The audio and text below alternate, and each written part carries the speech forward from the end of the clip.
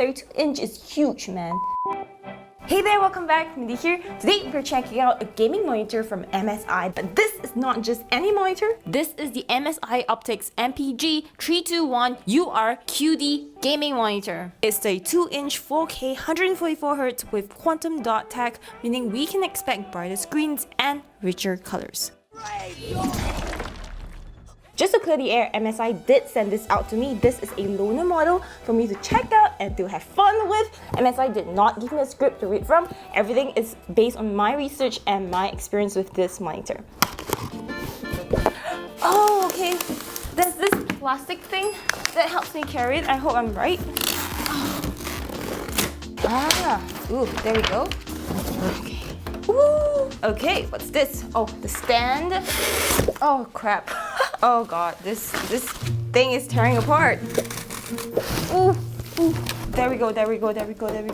So the instructions here tell us what not to do and what is okay to do. Important to check this out. If you can see, this doesn't really come with a film or protector, so I'm going to leave this and this protective thing, which I tore again. Alright, so this is a screen, and right here we have the stand. This is the base plate. Do we have to screw things? I think we do. We're back with some screwdrivers. Okay. Ooh. We did it! It's standing up. You can do quite a bit with this stand right here. It can go up and down very easily, right? And we can tilt it up and down, and it can swivel left, and it can swivel right. One thing though, the square base of the stand does take up quite a lot of space on the desk, so if you need desk space, you might want to consider using a monitor arm since this is VESA compatible. Here are the accessories that come with the monitor. We get power plug, the audio combo cable, USB-C to USB-C cable, HDMI 2.1 cable, display port cable, a mouse bungee, screws for mounting the monitor, and finally USB Type A to Type B cables. It's pretty great that the monitor comes with all these cables so that we don't have to spend extra to buy them. Now let's set this beast up. Like wow, 32-inch is huge, man.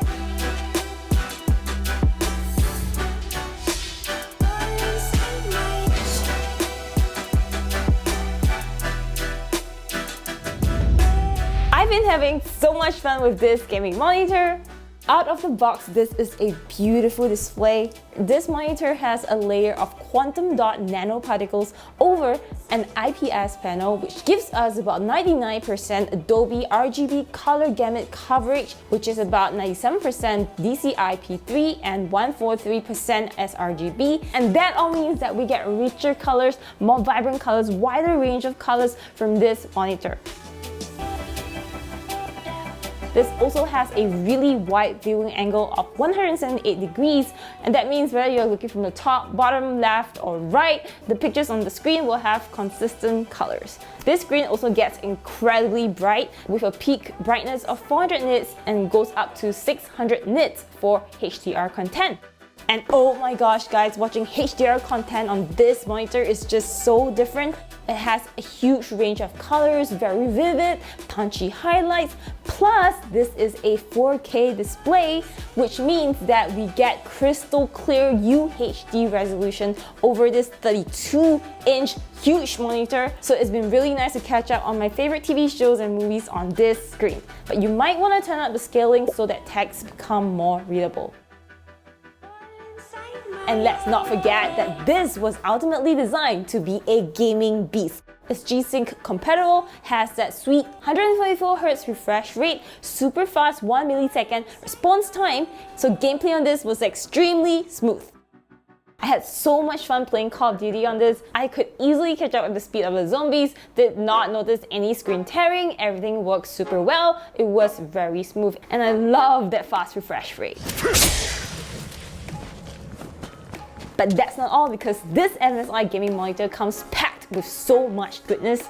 There's a smart crosshair feature in which the crosshair changes color based on the content on your screen so that you'll always be able to see that crosshair, and so that I won't die so much in Call of Duty. In a way, this actually helps me cheat. We also have optic scope, which is like a magnifier, but I don't really use this. and night vision, which helps us see better in darker games so that it's not so scary in the dark zombie scenes.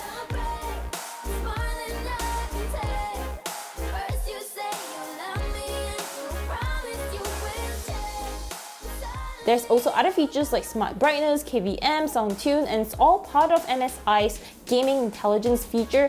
I haven't owned a monitor that is that smart, so this is a pretty good upgrade. But here's the question, my friends. Are we gonna take full advantage of this monitor, game at 4K 144 settings?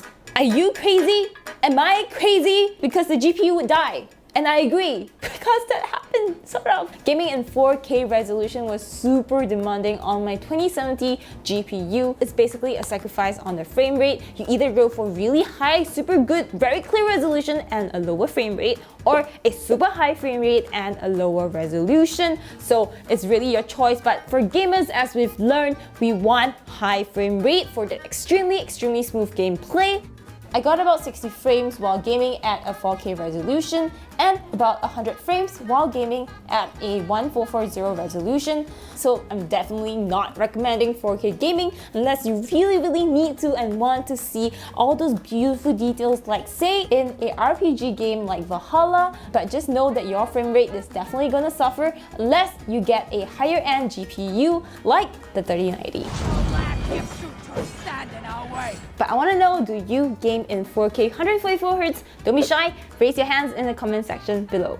So why are we still looking at a 4K 144Hz monitor when most of our GPUs cannot support such gameplays?